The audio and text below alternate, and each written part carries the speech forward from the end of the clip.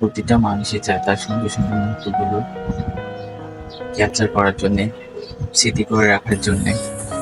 তো আসলে মূলত ভিডিওটা করছি আপনাদের কাছে আমার ভালো লাগা, আমার সব খারাপ লাগা সবকিছু যেহেতু শেয়ার করি, আমার ভালো লাগাটা অবশ্যই শেয়ার করার জন্য।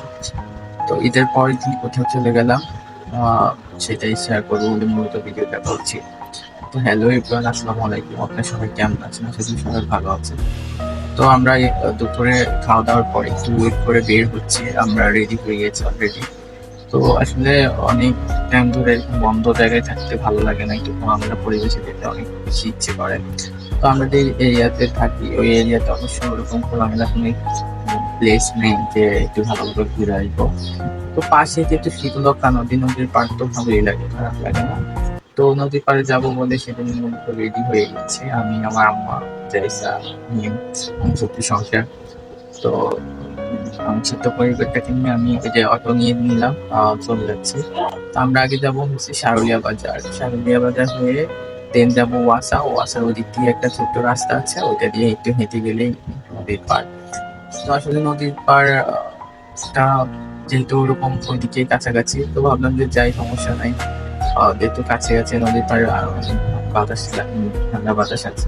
তো আসলে কেন জানি ওই দিন ওয়েদারটা একটু গরম ছিল। তো আমরা রেডি চলে এসেছি। তো এখানে আমাকে মেয়ে ভিডিও করে দিচ্ছে।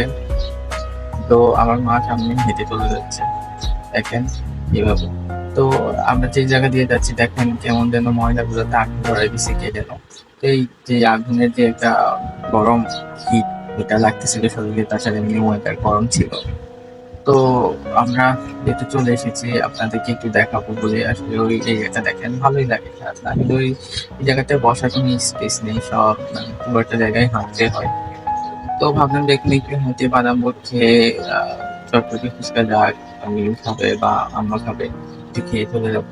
তো আমার মেয়েটাকে একটা বনফুল কুড়িয়ে দিলাম। তো ওরা দেখেন হাঁটাচলা করতেছে। তো এটা হয়েছে শীতলক্ষ্যা নদীর উপরে অনেকগুলো ব্রিজ আছে কাঠপুরি। আমাদের ভিডিও গুলো ভালো লেগে থাকলে অবশ্যই লাইক কমেন্ট শেয়ার করবেন। আপনাদের ভালোবাসায় আসলে আমি। তো যদি ভালো লাগে থাকে অবশ্যই লাইক কমেন্ট শেয়ার করে এইভাবে আমার পাশে থাকবেন। আপনারা আমাকে যে এত ভালোবাসা দিচ্ছেন, সাপোর্ট করছেন, সেজন্য আমি অনেক বেশি কৃতজ্ঞ আপনাদের কাছে। তো আমার ভিডিওটা এই পর্যন্ত ভালো লাগলে অবশ্যই লাইক কমেন্ট শেয়ার করে পাশে থাকবেন। আসসালাম।